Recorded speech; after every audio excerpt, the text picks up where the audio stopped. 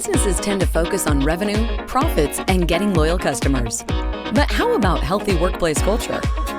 You're listening to How I Turned the Corner, where Kendra Prospero leads eye-opening conversations that most business leaders avoid. The right way to address employee challenges. Listen to real-life stories of workplace struggles, giving you valuable advice on what must be done to make every employee truly satisfied and fulfilled in their job. This is for leaders who want to create great company cultures and for employees who want to do something to put an end to suffering at work in the most practical ways possible. Here's your host, Kendra. Michael Thatcher is the CEO of Charity Navigator, a tool we've actually used at my company to evaluate the various nonprofits that we work with. We've used it to understand their financial data, employee information, and how the nonprofit makes an impact. He's been running the organization now for a little over 7 years. When he started as the leader, they were, get this, 16 people and were evaluating about 8,000 charities. Now they are 34 people, doubled in size, and they're evaluating over 200,000 charities on an annual basis. And the opportunity is endless for them. There's over 10 million charities worldwide that could be incorporated into their tool. There's so much to do, which has an interesting impact on employee engagement. When there are an endless amount of opportunity, it can be very, very motivating to some people and can also be really challenging for employees. There's a balance between moving too quickly and keeping communication clear. However, Michael has the perfect background to guide this amazing organization. He was an executive at Microsoft for 15 years, has been an oceanographer, a composer, a dancer. He knows how to scale and how to do it well. Michael Thatcher, welcome to How I Turned the Corner. Kendra, thank you. And I'm delighted to be here and talk about what we do and how we got there. It's amazing because we use your tool. So we work with nonprofits and we'll now and then get up there and look at financial data and salaries and those various things. So it was really exciting to see you on the calendar because I don't usually get to actually talk to somebody's tool I'm using. Oh, that's fun. And needless to say, it's always gratifying to me when people are actually using what we do, right? Uh-huh. That's the whole point, yeah. If you think about it. Right. Of course. Yeah. I think we can get lost in the sea a little bit, right? Because there's so many tools out there and there's so many offerings. And so, it was really neat to see this on my calendar. So, yeah. Well, I'm not sure if you've had a chance to listen to any of the other podcasts, but I know you've been on others. So this is a little bit different. This is actually all about your employees.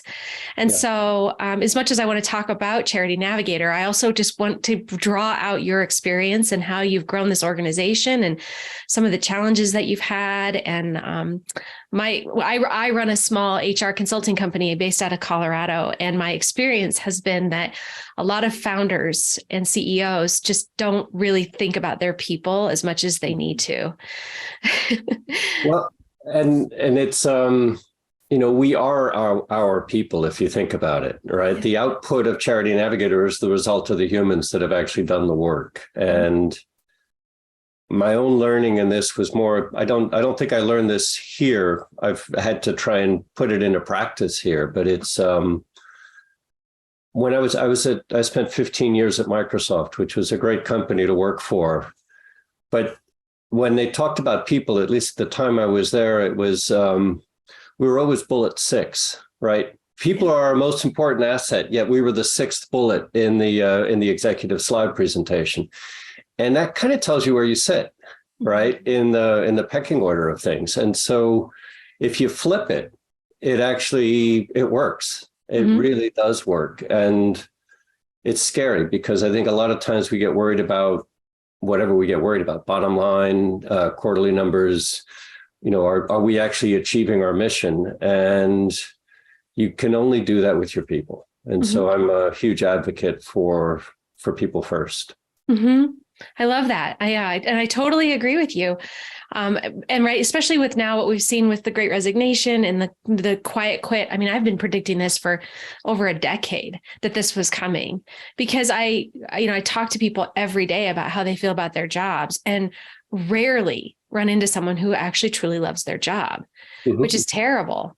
And so, because nobody wins, right? Nobody benefits from that. And so, yeah, no, it's time that we make that change. It is my opinion. We're on a cusp of a people revolution, I believe, or an employee revolution. I think so. And there's some interesting tension points between sort of staying true to your people and true to your mission, and working out that alignment part, because sometimes that can, sometimes people don't belong in your organization, and sometimes people do belong in your organization, and sort of figuring that out so that people can come and go as is best for their individual needs is really important. Uh-huh. And I think in this, I don't know, at a lot of the nonprofit work, and I would say Charity Navigator is we're quite similar to other nonprofits, it's all people are there because of the mission. Right. And I would say even before, I was at Microsoft because of the mission. They had an amazing mission. And that kept me there for 15 years. Do you find, though, that sometimes people are more drawn to the mission than they are the work, the actual job? Yes, that's a great, that's an amazing call out, because it's, we fall in love with the mission, but then you've got to fall in love with the work too. There's a great Navy SEALs expression, you learn to love the suck, right? And and you have to, in other words, you have to learn to love the hard parts of the job, because it all goes together, and you can't always just be riding on that high. You've got to do your push-ups and eat your broccoli and all of that stuff, right? It's sort of, there isn't a free ride. Right. And my experience when we've done work with nonprofits in the past has been helping draw that out, not having the mission only be the reason why someone is joining. It's very, very important. It trumps probably other organizations' missions in a way. However, they've got to have the qualifications to the job and the passion, like you said, and the ability to deal with the suck. So, yeah, but a lot of executive directors that I work with miss that piece. And I think I've even experienced that myself in my own business, because we're very mission driven too, where I've hired people that were really bought into our mission, and not so much the values alignment that we needed. Have you experienced that? The whole values is a really interesting area we could spend time, because I think that getting values are really what are for me, it's kind of the essence of the organization, and it focuses the mission and the people. And so, I think, when I look at Charity Navigator, one of the core aspects of who we have become is it's all about collaboration. And that's collaboration internally, but also collaboration externally with the others in the nonprofit sector. And so what I love about that, and we just witnessed this we've just gone through some big changes in our new website and unified rating system, never could have happened without collaboration, cross-team and engagement. And that's one of our core values. What it meant, which was interesting, was that you had people in HR finding bugs on the website and filing those as if they were engineers. And then the engineers sort of say, hey, great, thanks for the help. And then fixing it so that when we could get it out there, it was going to be really useful for everyone needing it this giving season. So yeah. So you guys did you just go through an acquisition recently, or are you just partnering with another organization? Both. Both. Okay. So 2 years ago, we acquired a small startup nonprofit called Impact Matters. And we brought in their people, their intellectual property, and their assets into Charity Navigator. And that added to a whole element of our scoring system, which provides an impact assessment. So there was that was one of the integration pieces. The other is that we have partnerships with other data collectors and what I would call sort of sense makers or infrastructure players in the sector. And that's more licensing agreements and sort of joint ventures, or working on using their data as part of our ratings. And that's another piece of what we're doing. That's great. So how has that been in terms of just the employee experience, bringing in that other organization? It was hard, right? And I think one of the big changes that we've been through, at least in the last 7 years while I've been here, is moving from a place of having to do it all ourselves to sort of sharing right? And learning how to share and learning how to take input from other people, as well as ourselves. And then also trusting others to do some of the work for us instead of building everything ourselves. And I think the way it starts to make sense to people is where you go. One of the stories is, Charity Navigators, we're in our 20th year. It took us 18 years to get to rate 9,000 organizations. It then took us 2 years to get to 200,000 organizations. Which is amazing. How did you scale that? Oh, yeah, Collaboration. It's all about letting others give it, bringing in other people's data.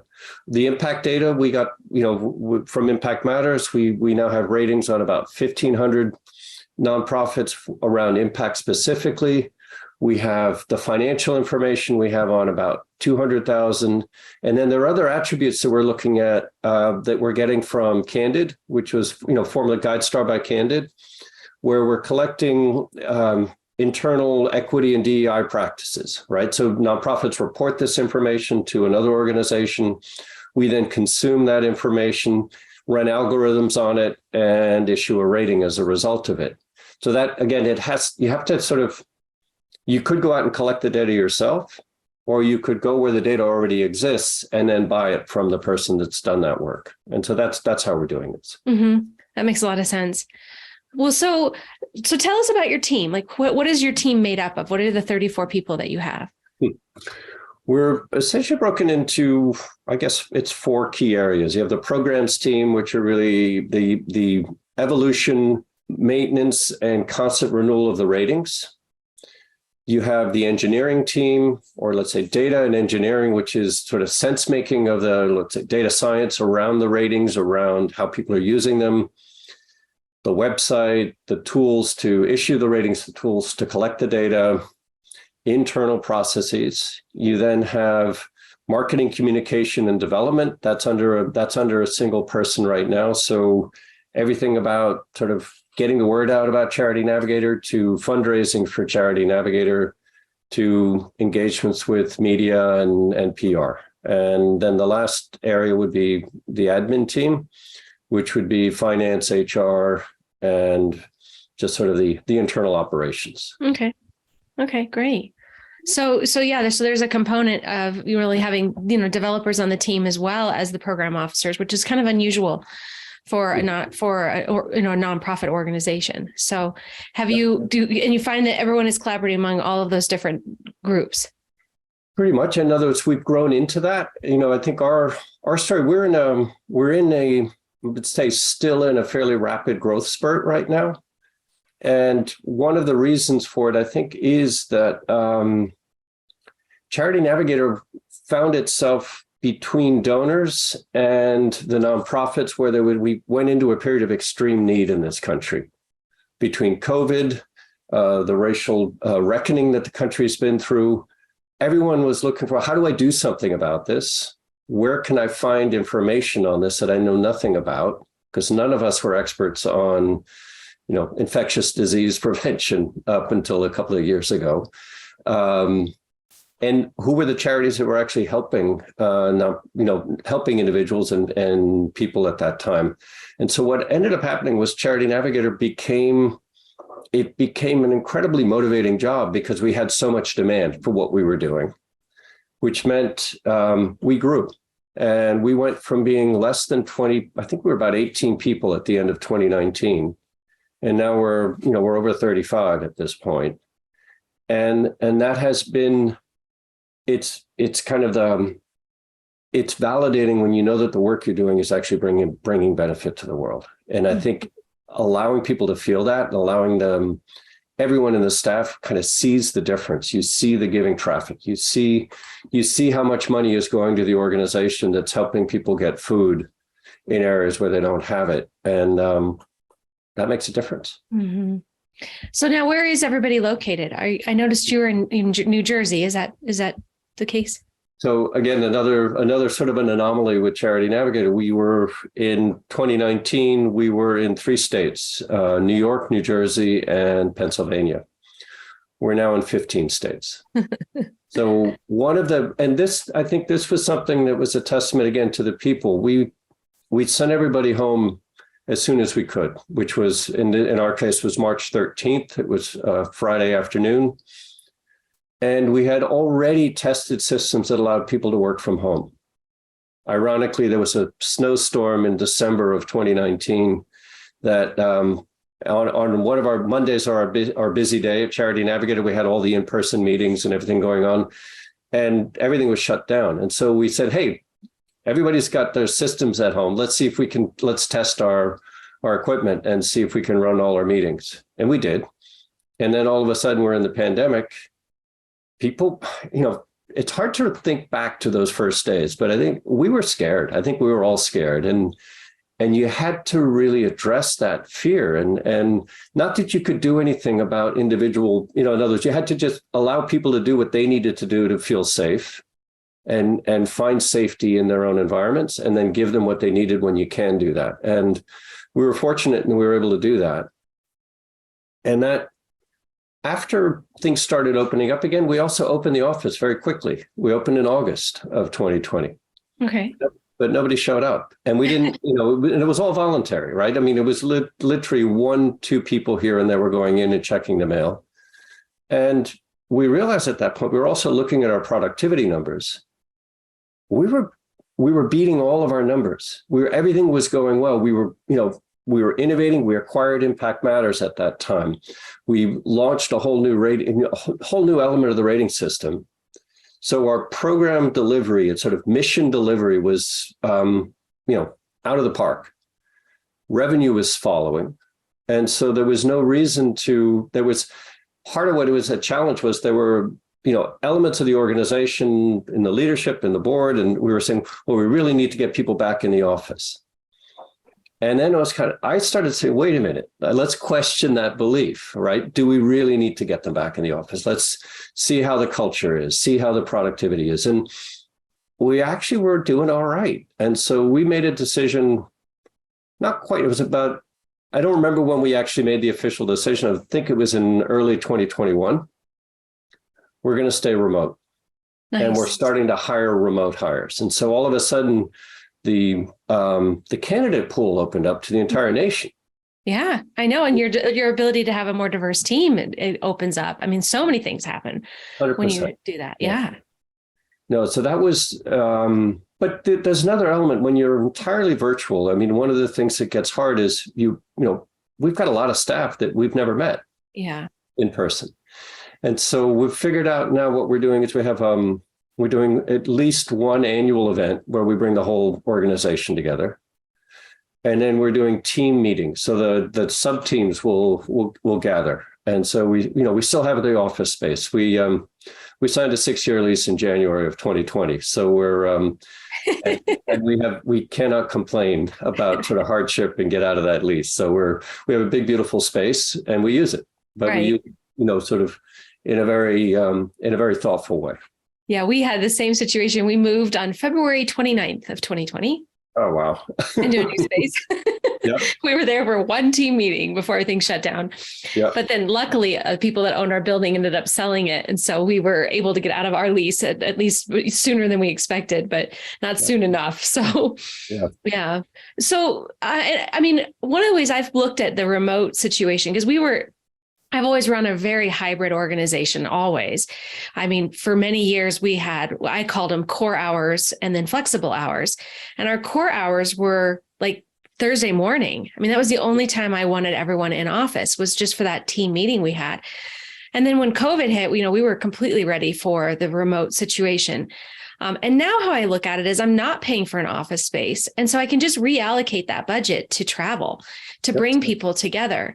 But I still find so many leaders are against this idea and really struggling with the lack of in-person.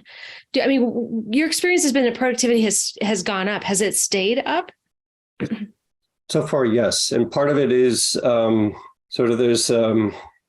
we had I think part of the leadership journey is also sort of maintaining a sense of urgency in what we're doing.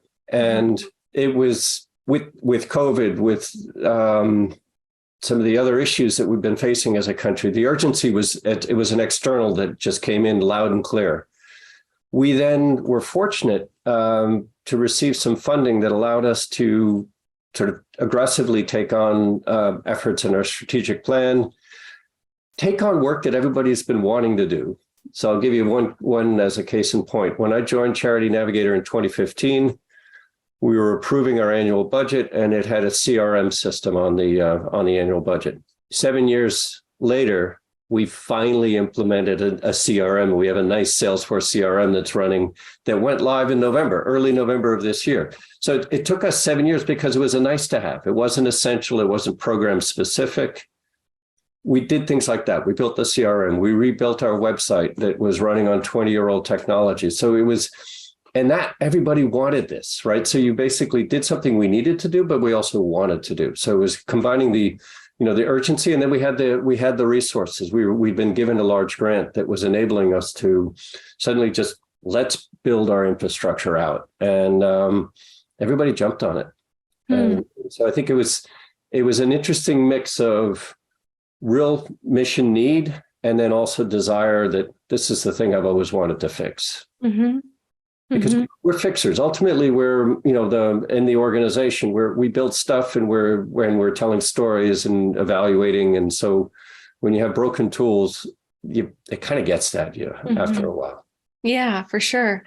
That's great. So your plans then are to probably stay remote with now 15, or with people from in 15 different states. It'd be impossible to bring everybody together in an office environment.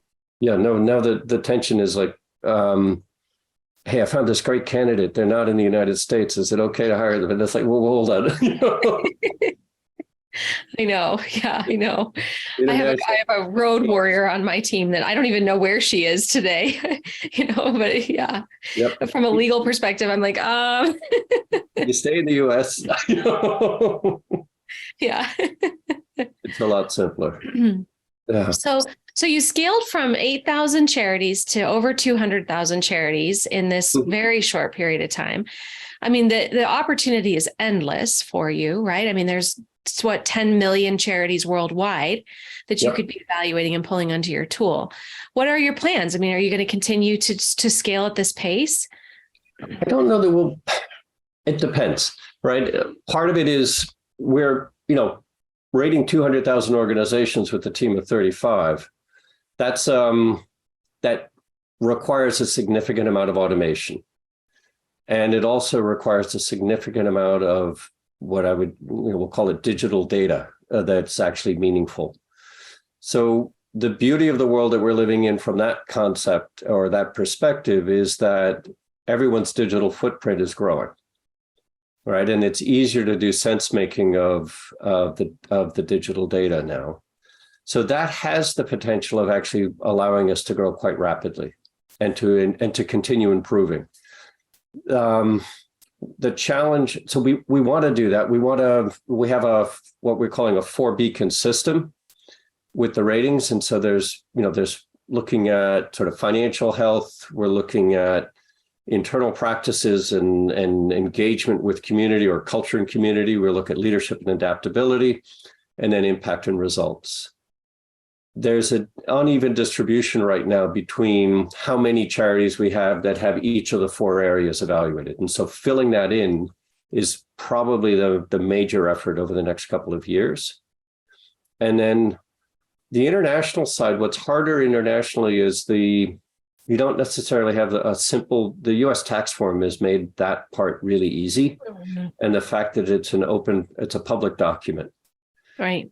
That's not the case in other countries. And so that's what would make the internationalization element much harder, but not impossible. So, I joined Charity Navigator when I was not living in this country and was, of course, thinking about international work and wanting to take it overseas. So maybe someday, but right now we have quite a bit to do just in the United States. Okay. That's great. Yeah. So how does that impact your employees when you've got such an enormous amount of opportunity? Do they feel overwhelmed? Are they enticed by that? I mean, how do you lead through that? I think it's about there are a couple of things. One is there can be paralysis that comes from too much, right? And I don't know what to do. I'm not changing anything. and I don't want to, and there's this fear of getting it wrong. And so part of it, and this is actually how we got to the 200,000 was I tried for 5 years to modify the existing rating system. And most of the challenge was just tension and internal resistance to that. Then there was this realization, okay, we won't change the current system. Let's build a new system in parallel. And so we built that new system in parallel, and we launched it in this 4-beacon approach that I mentioned. And built in a 2-year cycle, we got it from nothing to 200,000 charities with all these different elements to it. And so it was by not changing too much. So getting the staff to sort of say, all right, we're not touching what this was our core asset. Let's build a new one and create excitement around the new, because it had no legacy structures that you had to kind of manage and make sense of. It could allow you to really do the right thing and then iterate quickly. And so the other, and this is more stealing from software development, it's working in an agile mindset, which is put it out there, get feedback on it, fix it, change it, remove it, redo it, and get it back out there again. And so what we're trying to do with the ratings right now is move in that faster mindset, which allows people to make mistakes, correct their mistakes, and also not get too wrapped up in the mistakes. It's about constantly getting better. It's not about getting it right and waiting 10 years to get it right and then finally putting it out there when it's too late, right? Mm-hmm. So it's about, constant improvement, I would say, that's where you don't scare people that way. Mm-hmm. I like that. It's almost like you're an agile leader as well. You're not fixed in this mindset that it has to go this one way. You're iterating as a leader through this process as well. I think that's probably one of the most important things and also one of the hardest things. And this I did learn at Microsoft, which is this idea, learning how to forget so that you can learn something new, right? Letting go of your past beliefs. When you suddenly try something, this is the right way, and you do it and it doesn't work. And then you actually have to be smart enough to get out of your own way and say, wow, that didn't work. I need to relearn this, or I need to actually observe. And so it's using, data, we talk about data-driven decision-making. That means looking at the data and actually listening to it. And it's basically, that can oftentimes defeat my own belief systems, which can be really troubling, right? Mm-hmm. And that takes time when suddenly the data tells me I'm wrong and everything I believed in for the last, couple of years was wrong. It hurts. Mm-hmm. Right? And the ego takes a hit. And so that's the other thing is I think this one's tricky, but it's so important. You got to get your ego out of the way. Yeah, no, and I find that people make those decisions with hiring as well, or they, you hear this, right? Trust your gut. And I think, listen to that gut, but you need data too. And if after you have all the data and your gut is wrong, like you got to really evaluate, is this a mindset, a belief system you have, or a bias you may have? Because the data tends to actually be more accurate than your gut. Not always, but a lot of the times. So the magic's in sort of getting the best out of both. Yeah, right. Because the data can also, data can also lead you down a false path if it's the wrong data, or it was collected in an inappropriate or in the wrong way, right? In other words, then it's manipulated data, or the data has biases in it. And I think that's the other piece. As an evaluator, we're constantly trying to remove our own biases, because it's not about us. It's actually about what you care about. Mm-hmm. And that means being invisible on some levels, mm-hmm. but then sort of saying, you tell me what you care about, and then I'm going to help you find a good charity. You don't want me telling you what I care about, right? Mm-hmm. That's not why you came to Charity Navigator. And that's hard. Mm-hmm. Because needless to say, we all care about a lot of things. Yeah. It's true. Well, and we all have biases. I mean, you can't go into any relationship or any setting without having a bias. I always just say to myself, oh, look, there's that bias I have. First thought, not last thought. Yep. Yeah. Oh, that's great. So what advice would you have? But, especially, I mean, I didn't mention this to you, but I came from IBM. I was a software developer for IBM. So we both have that big corporate background. And I have found that my corporate background has been so helpful for me as a small business owner. I was very well trained. I was, had great mentors. And I think a lot of founders and CEOs who don't have that background, don't have that experience, I feel kind of come into leading with, very little tools in their toolbox, very few tools in their toolbox. What have been some of the things that you've brought into your leadership style that you gained out of Microsoft? Or I didn't even get into your full background. I didn't even do my intro I normally do. Okay. Which we'll have to edit that in here in a minute. But, you have a phenomenal background, very diverse as an oceanographer, a dancer, a composer. We've got that in common as well. But, what have been some of the things that you're really grateful you had from Microsoft that you brought into your leadership here? I think the one was about just process, and this will sound silly, but it's scorecarding. Right?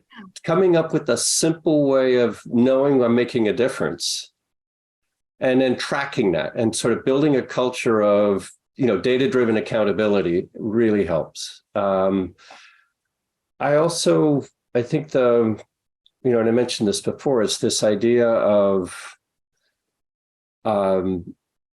learning and letting go, right? Letting go of something that doesn't work, and then trying something new until I find something that does work. And then the other is really this culture of, getting the mission, getting everybody aligned around the mission, and then, doing what's needed to get the work done. Mm-hmm.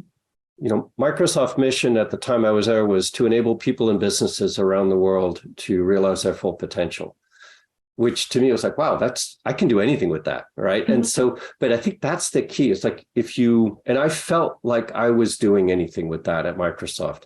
Microsoft worked for me for 15 years, right? Or actually for 10 years. The first 5 years I worked for Microsoft. and then it kind of flipped. And if you can bring that into, which is really a spirit of entrepreneurship, if you think about it, it's like one of the questions I like to ask people that we hire at Charity Navigator, and I still interview everyone that is a potential hire. I want to know who's coming into the organization. The question is, what are you going to do with Charity Navigator? In other words, what are your goals? How are you going to use us to achieve your ends? Mm-hmm. Because ultimately, go back to something we were saying about people don't necessarily love their jobs. You will love your job if you're actually doing what you came to do in the world mm-hmm. through your job. Mm-hmm. Right. And that's where mission alignment and also just loving the work kind of go together. Mm-hmm. Yeah. Well, on that note, gosh, that's a great way to end this, I think. So I really appreciate you, Michael. And thank you so much for joining me today. Well, thank you, Kendra. This was, needless to say, I love talking about the people at Charity Navigator and the work that we do. So thank you. Yeah, thank you. Yeah.